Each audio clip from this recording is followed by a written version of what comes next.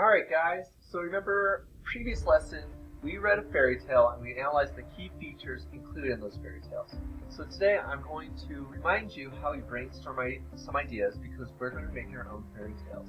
Then you guys are going to be filling out this graphic organizer. So we have this checklist that I'm going to zoom in for you guys, and this is what we're going to use starting next week when we actually start our actual writing to make a fairy tale. So this is what you're going to be graded on. You're going to brainstorm your ideas. And once you've done that, if you want, you can put a check in it. You can put a slash.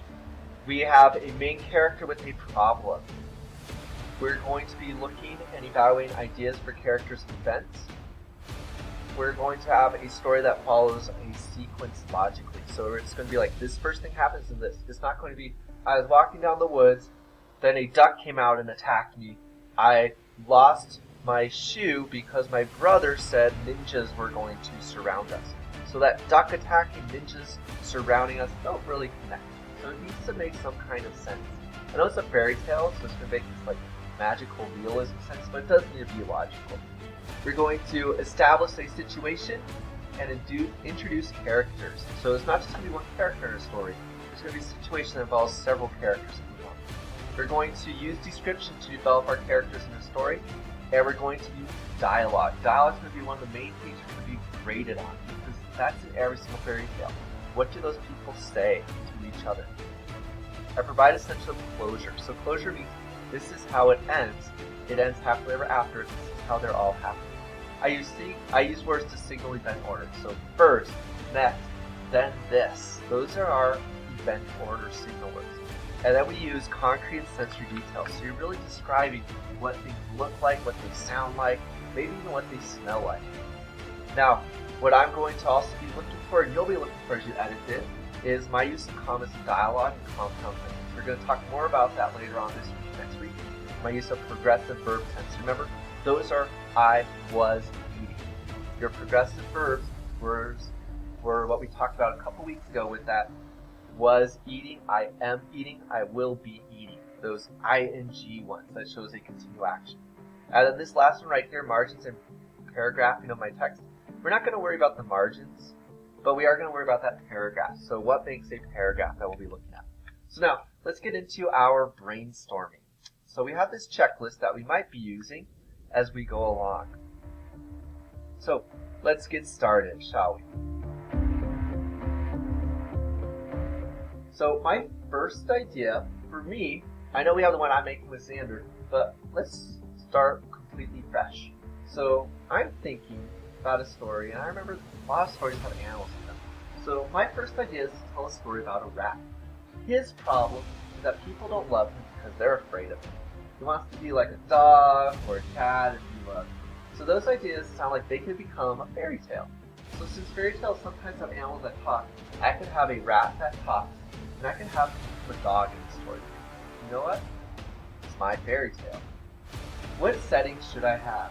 Well, people live in the cellar of a castle, which, hey, look, right there. Remember, most of our fairy tales have a setting, either a forest castle or a small town.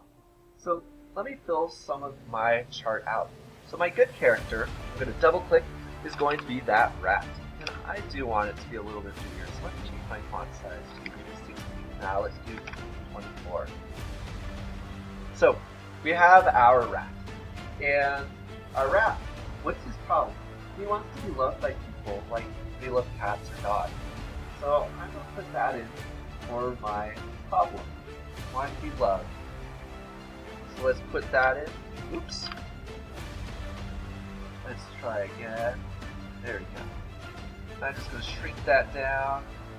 Remember, I do want to see it a little bit better. So I'm going to change to font size 24. And now just maybe expand it a little bit. So I can just play around with it until it looks like it is. So that's my problem. It wants to be loved by people like a cat or dog. Now, my setting is going to be that castle. So I could do this whole entire thing, but we're only going to do parts of it today. So my setting is going to be in that castle. So I could keep going and fill these other things in, but we're going to work on that probably another day. So let's now think about a plot. So what is a plot? Well, a plot is what's happening in the story. So the plot of your fairy tale starts with the problem or challenge your character faces. So you'll develop the plot by telling a series of events that explain what happens to your character as he or she approaches the challenge or the problem. So it's going to require you to have a series of events and even some extra characters. So let's now switch and say, you know what? I didn't like this brainstorming because it's okay to not like it. So I'm going to change it. So instead this time, how about this for an idea? So my next idea is to write about a young boy who wants to be a prince. His problem is that he is poor and not royalty. So he's not a king, queen, a prince, princess, well, especially princess since he's a he. So he lives and works on a farm with his parents. Those ideas all sound like possible features of a fairy tale. People lived on farms long ago, and my idea includes the idea of royalty. So, who is my main character? Well, it's going to be that young boy. And what's his problem? Not that he doesn't have a PS4. His problem is that he wants to be a prince. But what? He's poor and not royalty. He's not related to the king or queen. So, where's my setting? Well, it sounds like this one could have two. It's going to be in a town, because the town's by that farm that he lives with. But it might also involve a castle later on. So maybe I'm going to have two settings. It's okay to have more than one setting. And so then, as I'm going through, I can think, what's going to happen? So, is there going to be any magic? What about this evil character? How is my story going to end? This one right here, that 3s or 7. Do I want to have a magical item or a grouping of 3 or 7, like Snow White and the 7 Dwarfs, or those 3 magical beings, or 3 fairy godmothers in Sleeping Beauty? So those are things I'm going to be thinking about as I go along my brainstorm. We're going to continue our brainstorming on another day, but what we should have done by today is we need to have our good character, our problem, and our setting. If you want to, you can attempt to fill these rest out as well, but those are the 3 that I'm looking for today. Alright guys, good job.